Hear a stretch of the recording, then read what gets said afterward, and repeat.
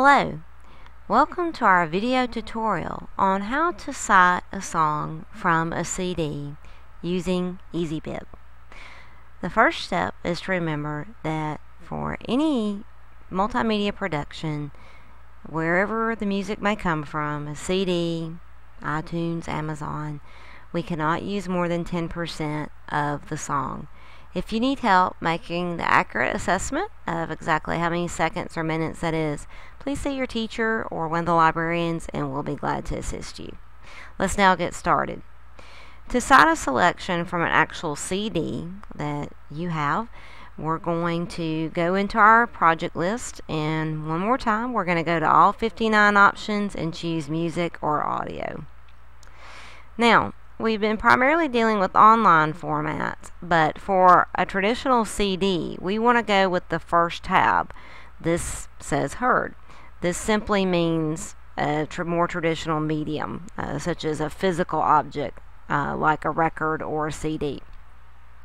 Again, we can either manually fill in those fields, and you can use the liner notes on the CD case to fill that in. You could also, though, search the WorldCat catalog to see if publication information is provided for your CD. So, if that's available, it will autofill, but if it's not, then of course you can manually complete it like we have our other musical mediums. So, again, I'm going to start with a recording title, and I'm going to search the WorldCat catalog and see what becomes available. And I can go through and browse and see if any of these sources seem to fit. And again, not every recording is going to be in there, but if you're lucky enough to see that your selection's in there, then you can always use the autofill. I'm going to go and see, wow, this looks like maybe a match for a CD that I own, and I'm going to go to more about this source to verify if that is indeed my actual recording. So it'll take just a minute to load. If an album cover is available, it will show that. If not, it will show empty, and then it will provide the particulars about that. If this happened to be your actual CD, you can close that extra window or tab, and if this is the actual correct selection, then you can press select, and EasyBib will actually fill in those fields for you. Of course, we would want to go in and modify the information as needed. Since we're in MLA 7, we're going to need to make some corrections, obviously, here to the spelling and to the capitalization, just to make sure that we have everything correct. So again, even in AutoCite, you have to double check and make sure everything is as it should be.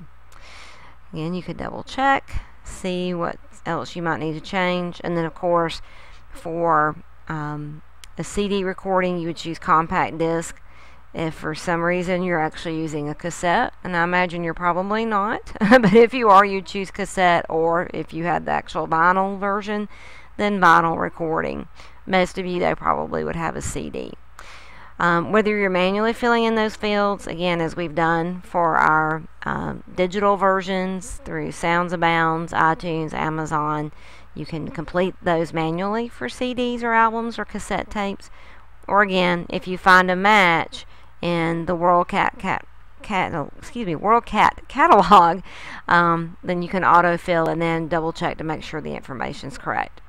Whether you do the autocomplete version or manually fill it in, once you're done, hit Create Citation, and just as we've done with our other musical files and other multimedia files, when we're ready to actually copy and paste those entries, we want to open them in Google Docs or Word, and then place those citations in the appropriate place as directed by Ms. Humpflet.